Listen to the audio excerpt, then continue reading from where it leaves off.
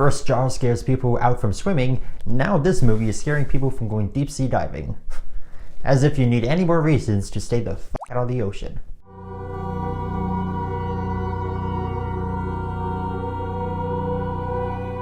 Underwater takes place on a drill site deep in the Mariana Trench, when the station is flooded and starts to collapse.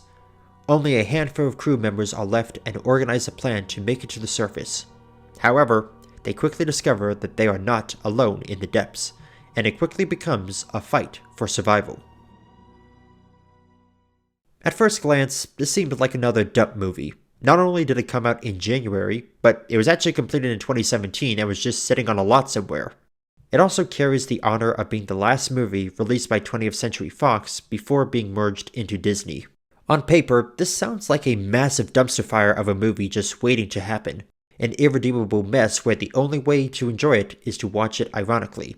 However, it is an effectively made thriller with a creepy deep-sea atmosphere and a touch of Lovecraftian-inspired horror. The director was clearly inspired by the Alien franchise and has a deep love for science fiction, but there are moments where the homage slips into rip-off territory.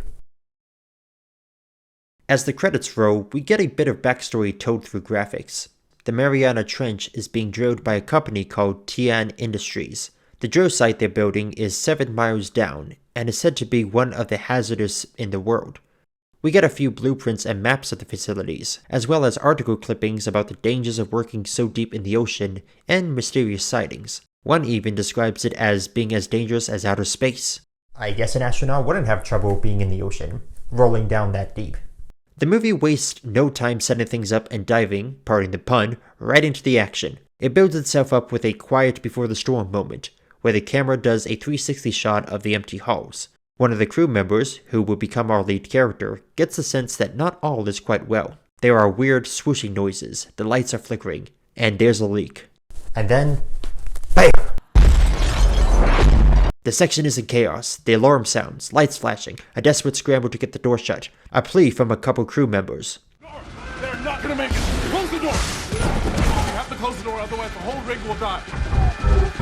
Shut the door now! The movie hasn't even hit the 10-minute mark and has already properly established its grim tone.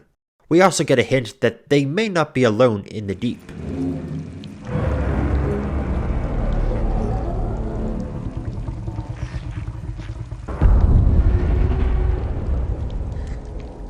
Spooky. Right now, the group consists of Nora, played by Kristen Stewart, and Rodrigo, played by Mamadou Athie, and they waste no time realizing the situation and then starting a plan to get out. Making their way through the station, they realize just how bad things are, as they struggle to get through a hallway. This isn't the first time this movie wears its alien influence on its sleeve. In fact, there are some similarities to the first Alien movie that become practically impossible to ignore. A crew of a select group of workers trapped in a place not meant for humans, the company they work for sees them as expendable, there's a fight for survival. As they make their way to the escape pod bay, they come across another crew member of theirs, Paul, played by TJ Miller, who is pinned under rubble but is uninjured. Hi! Sweet flat-chested elven creature. Okay, give me the ball. Yeah, here. Gotta go. Okay, got my robe, my left side. We gotta move fast. Through that thing?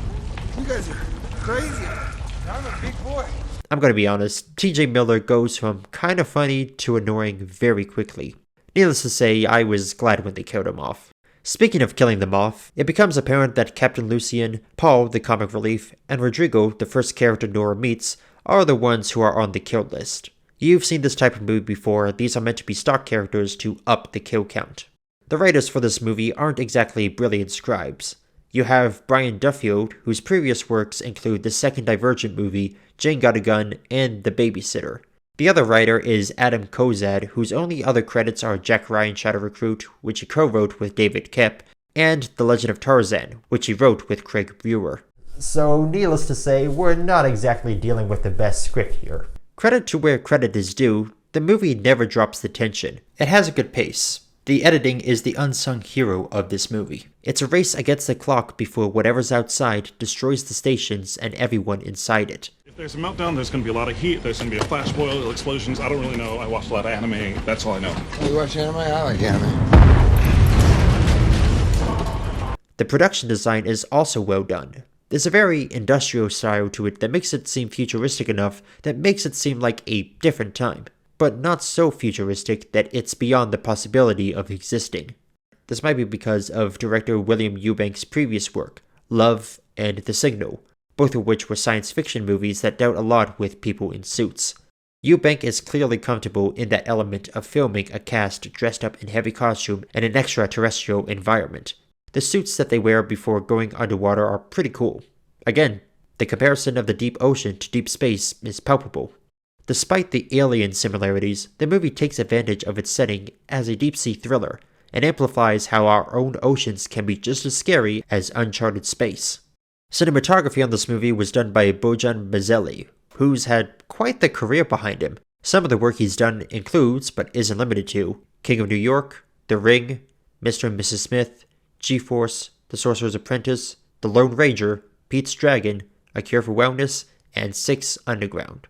Yeah, you can tell the cinematography was done by someone whose career has been a little all over the place. There's nothing wrong with having experience in different genres, but when it comes to horror, you need to have pretty good roots in it. I mentioned before about how it sometimes goes from homage to ripoff, and I think that's because Bazzelli hasn't had a lot of experience, at least in recent years, with shooting a horror movie. Still, for what he does in this movie, it's quite effective. Speaking of crew members and the experience with horror, the music was done by Marco Beltrami and Brandon Roberts. The former had done the score for The Shallows, A Quiet Place, and Scary Stories to Tell in the Dark. Roberts' career is a bit more sparingly, his most notable work being the Woman in Black sequel. The score adds a solid bit of intensity to the movie, comprised primarily of high-pitched strings and a small choir with haunting vocals. It really does give off that feeling of staring down into a deep pit and imagining the worst things that are down there. There is one track near the end though that kind of feels like an Interstellar ripoff, but it still works within the context of the scene. One scene has Paul and engineer Liam Smith, played by John Gallagher Jr., out and about doing some recon on a downed escape pod. They should just come back. Coils. You guys see that? Let's just bring them back. Okay, come back, guys. Finally, horror movie characters with brains. What the hell's going on with his body? The pressure? And one who clearly doesn't have any. They come under attack by a creature nesting in the body of the doomed crew member, facehugger style. Liam shoots it, and we get a pretty cool transition to back inside the hangar. We have a scene wading through a flooded hallway, and it's strongly implied that there's some unseen force down there. Paul gets snagged by a creature, and at first it seems that they're able to rescue him, only for the monster to get a second wind and pull Paul right out through his suit. Again, a stock character whose only purpose was to be killed. Also, bye-bye, annoying comic relief. For what it's worth, the movie is overall atmospheric, especially the creatures that have this Lovecraftian feel. In fact, near the end of the movie, we find out that the monster behind all this is none other than Cthulhu. I mean, you have to squint and he doesn't get shown in his entirety until the station blows up, but he's there. I gotta say, I like the twist that Kristen Stewart's character sacrifices herself. You think that with her being the final girl in this scenario, the movie would give her one less out before killing the monster for good. It even gives a reason for her to stay behind, saving the lives of those she sent into the escape pods. Emily and Liam make it to the surface, and we get some very obvious sequel bait, but since this was finished around 2017, that's never going to happen. Underwater will likely become a bit of a cult favorite. It has style, some decent performances, and cool creature designs, but it's weighed down by a formulaic plot and uninspired scares. I liked how they brought in the Cthulhu monster, and I think if they were to bring Lovecraftian mythos into the present day, this was the way to do it. But so much of the movie caters to cheap horror movie tropes that it's hard to fully appreciate it. When all is said and done, I don't think it was anything uniquely special, but it's definitely one of the more entertaining horror movies to come out in early 2020. It warrants seeing it in a theater, but if it's at the cheap seats. Alright, that's my review of Underwater.